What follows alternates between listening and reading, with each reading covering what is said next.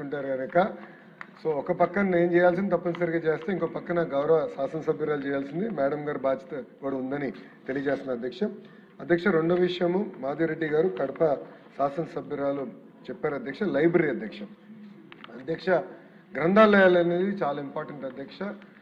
మా కూటమి అంటే ప్రజాప్రభుత్వ అధికారంలోకి వచ్చిన ప్రత్యేక శ్రద్ధ పెడతాం జరిగింది అధ్యక్ష. వాస్తవంగా మంగళగిరిలో ఒక మోడల్ ఏర్పాటు చేశాము. సుమారుగా ₹1 కోటి ఖర్చు పెట్టి ఒక లైబ్రరీ ఎలా ఉండాలి, ఇన్ఫ్రాస్ట్రక్చర్ ఎలా ఉండాలి, పిల్లలకి ఎలాంటి వసతులు ఉండాలి, అక్కడ నుంచి కాంపిటేటివ్ ఎగ్జామ్స్ వరకు ఎలాంటి వసతులు ఏర్పాటు చేయాలి, ఎలాంటి పుస్తకాలు ఏర్పాటు చేయాలని దానిపైన ప్రత్యేకంగా ఫోకస్ పెట్టాం అధ్యక్ష. దానివల్ల ఏమైందంటే ఇప్పుడు మంగళగిరిలో రాత్రి 7ంటికి 8ంటికి కూడా వెళ్ళినా సుమారుగా 200-300 మంది పిల్లలు అక్కడ ఉంటున్నారు, చదువుకుంటున్నారు. కాంపిటేటివ్ ఎగ్జామ్స్ కూడా అప్పేర్ అయ్యే వాళ్ళు కూడా అక్కడ ప్రిపేర్ అవుతాం జరుగుతుంది అధ్యక్ష. అనేక మార్లు కూడా నాకు ఫోటోలు కూడా వాళ్ళే పంపిస్తాం జరిగింది. థ్యాంక్ యూ కూడా చెప్తాం జరిగింది అధ్యక్ష. ప్రభుత్వ ఆలోచన ఏంటంటే నియోజకవర్గం, జిల్లా, జోనల్, సెంట్రల్ లైబ్రరీ ఏర్పాటు చేయాలి. బలోపేతం ఇక్కడ ఆల్రెడీ ఆ ఇన్ఫ్రాస్ట్రక్చర్ని ఎలా బలోపేతం చేయాలి, ఎక్కడైతే ఇన్ఫ్రాస్ట్రక్చర్ లేదో లేదంటే పాతపడిన ఇన్ఫ్రాస్ట్రక్చర్ ఉందో అక్కడ కొత్త ఇన్ఫ్రాస్ట్రక్చర్ కట్టాల్సిన బాధ్యత ప్రభుత్వం పైన ఉంది అధ్యక్ష. దాంట్లో భాగంగా ఏదైతే జిల్లా గ్రంథాలయాలకు ఇవ్వాల్సిన సెస్ గత ప్రభుత్వాలు ఏంటంటే అది నేటికల్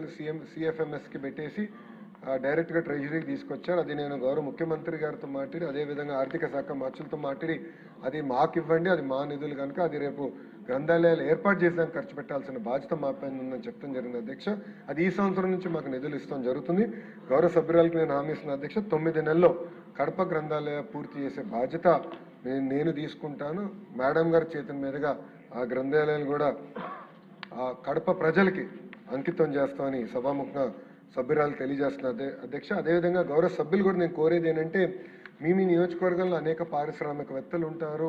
అదేవిధంగా ఈ గ్రంథాలయాలపైన ప్రభుత్వ పాఠశాలలో చదివిన వాళ్ళు, పారిశ్రామికవేత్తగా ఎదిగిన వాళ్ళు అనేక మంది ఉన్నారు. వాళ్ళందరినీ తీసుకొచ్చి గ్రంథాలయాలకు కావాల్సిన నిధులు కూడా మీరు సమకూర్చితే చాలా చాలా బాగుంటుంది. ఇది ప్రత్యేకంగా గుంటూరు పట్టణానికి వచ్చేగల ఉన్న ఇద్దరు ఒక నజీర్ గారు, ఇంకో పక్కన మాధవి గారు, అదేవిధంగా ఎంపీ పెమ్మసాని చంద్రశేఖర్ గారు, ముగ్గురు కలిసి అద్భుతంగా పారిశ్రామికవేత్తల ద్వారా సిఎస్ఆర్ నిధులు సమకూర్చి అద్భుతంగా జోనల్ గ్రంథాలయాన్ని మోడర్నైజేషన్ కార్యక్రమం చేపడతాం జరిగింది అధ్యక్ష.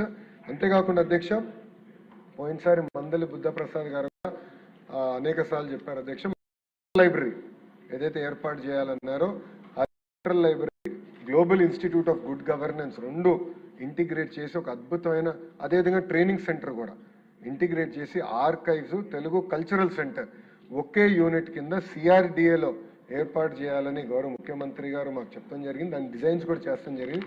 బహుశా next cabinet we will clear that. And అది మీరు చూస్తారు, one of the best ecosystem in the country if not in the world ఏర్పాటు చేసే బాధ్యత మేము తీసుకుంటాం అధ్యక్ష. ఎందుకంటే గ్రంథాలయాలపైన చాలా శ్రద్ధ పెడుతున్నాము.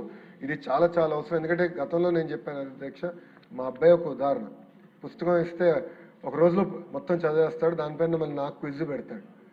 సో దానివల్ల చాలా క్రియేటివిటీ, చాలా ఐడియాస్ వస్తాయి అధ్యక్ష.